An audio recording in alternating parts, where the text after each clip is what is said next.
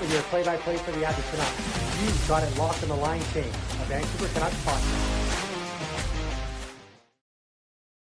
Canucks Nation, welcome back to the Line Change, a Vancouver Canucks podcast. Now, the Vancouver Canucks rumor mill never stops, but this latest buzz feels different. We aren't just talking about depth pieces or quote-unquote hockey trades, at least not anymore. And ever since the departure of Quinn Hughes, we're talking about the biggest pillar of the franchise. Darren Dreger's latest insider trading report has sent shockwaves through the market.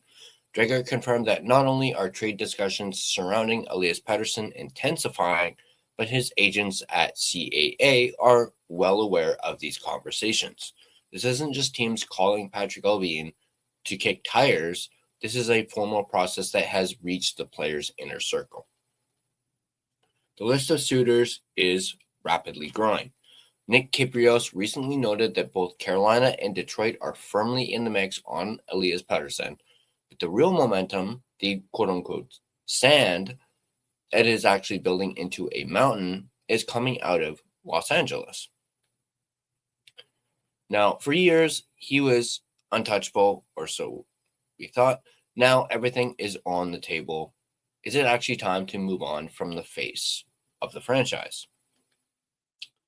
Let's be honest about where this team is. We are firmly in the post-Quinn Hughes era, and the cupboards are very, very bare. To truly rebuild, you need high-end assets, and PD is one of the very few quote-unquote blue chips pieces left that can fetch hopefully a massive haul worth of picks and prospects. The on-ice decline is obviously impossible to ignore. We're looking at a player who went from a 102-point superstar to a 52-point pace this season for a guy with an $11.6 million AAV. That production gap is literally a canyon. Many of you in the comments have been incredibly vocal about this. We've seen a massive shift in sentiment lately. Some of you are flat out just saying PD is dust at this point, while others are suggesting we need to retain 50% of that salary just to be rid of that contract and the player. Then there's the no-move clause. PD has the power here, just like we've said about, Tyler Myers and various others. Now, the real question is, why would he pick LA? Beyond the hockey fit, there's the lifestyle factor. The quote-unquote influencer lifestyle in Hollywood for his wife, who also has spent a lot of time in LA and actually lived in LA for a number of years, and the transition to a massive U.S. market seems like a perfect fit for where he is in his life. But let's keep diving into why the Kings. The Kings are in a desperate spot right now. They are battling for a wild card position, and the window is slamming shut. They can't afford to quote unquote wait until next year, because this is effectively the last dance for Anze Kopitar, who is heading towards retirement at the end of the season. The urgency has recently spiked after the Olympics and the Kevin Fiala season-ending injury, so they really need help on the wing, as obviously that was a massive blow, losing Fiala for the rest of the season.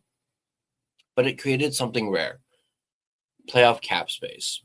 They have the financial room to make a blockbuster trade happen right now. Look at their center depth. It's a bit of a mess with the exception of, Kopitar. Byfield is playing on the wing. Turcotte hasn't developed into that top six pivot yet. And Laferriere is a natural winger. PD doesn't just add talent. He fills a massive immediate hole in the middle of their lineup. It's almost poetic. PD's two-way cerebral style mirrors Anze Kopitar's game. Bringing him in now allows him to learn under Kopitar for a stretch, providing a safety net for the young guys like Byfield and Brandt Clark as they transition into larger roles on this team.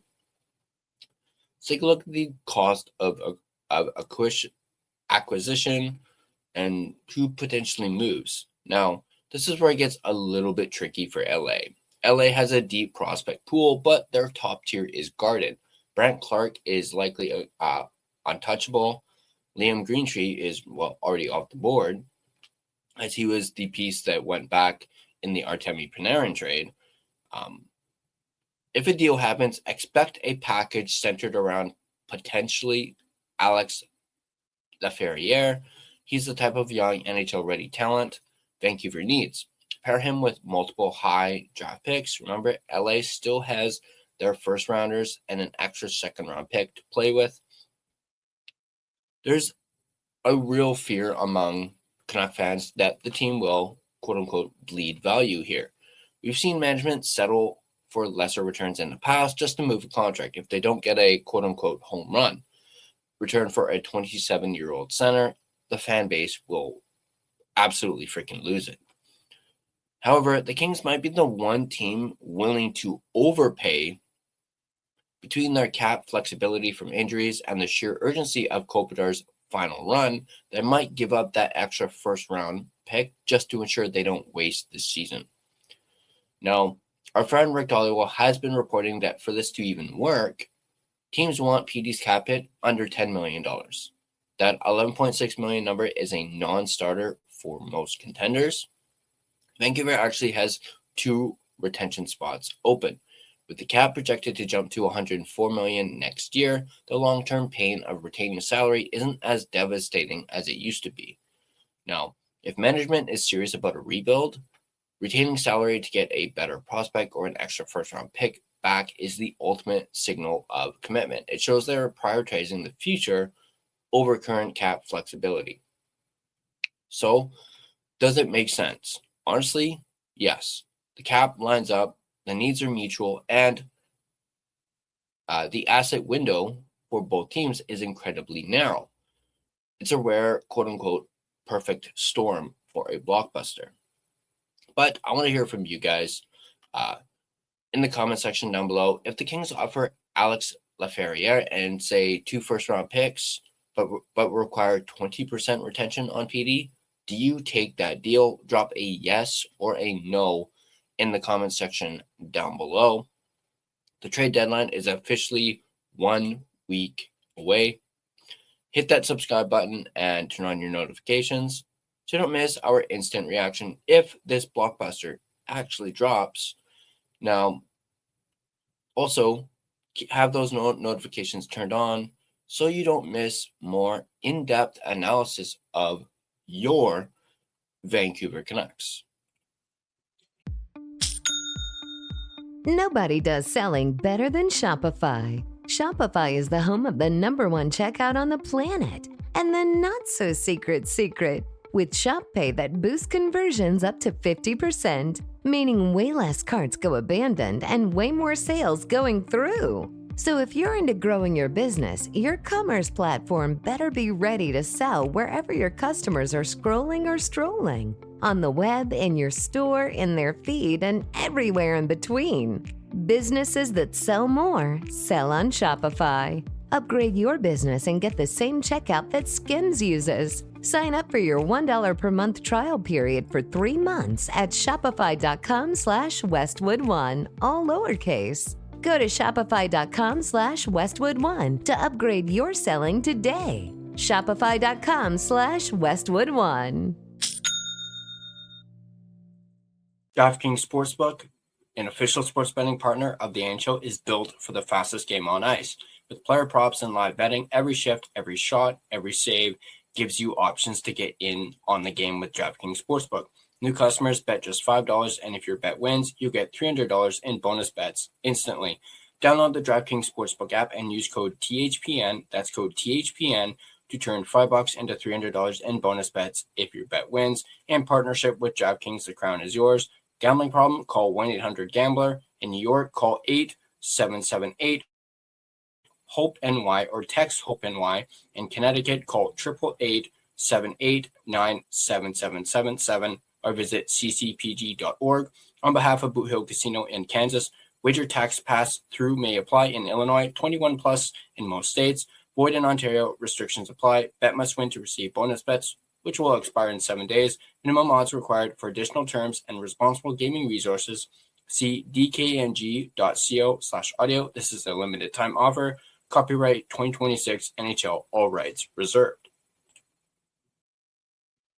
This video has been a presentation of both DraftKings Sportsbook as well as the Hockey Podcast Network. Be sure to check out the network for your favorite podcast covering your favorite team at thehockeypodcastnetwork.com, the home of hockey podcasts, where it's every team, everywhere. Once again, drop your comments down below. Let me know if you would be interested in that trade proposal that I suggested for Alex Laferriere and a couple first-round picks. Let me know in the comments, yes or no, and I'll catch you guys on the next line change.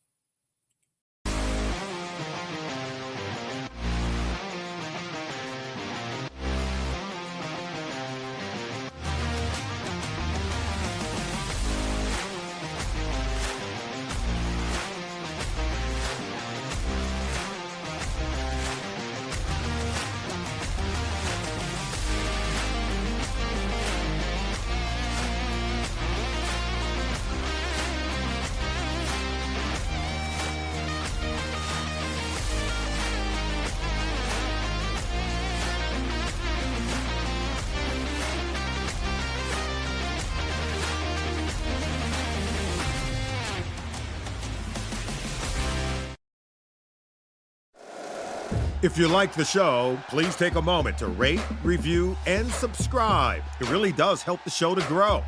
Thank you for listening.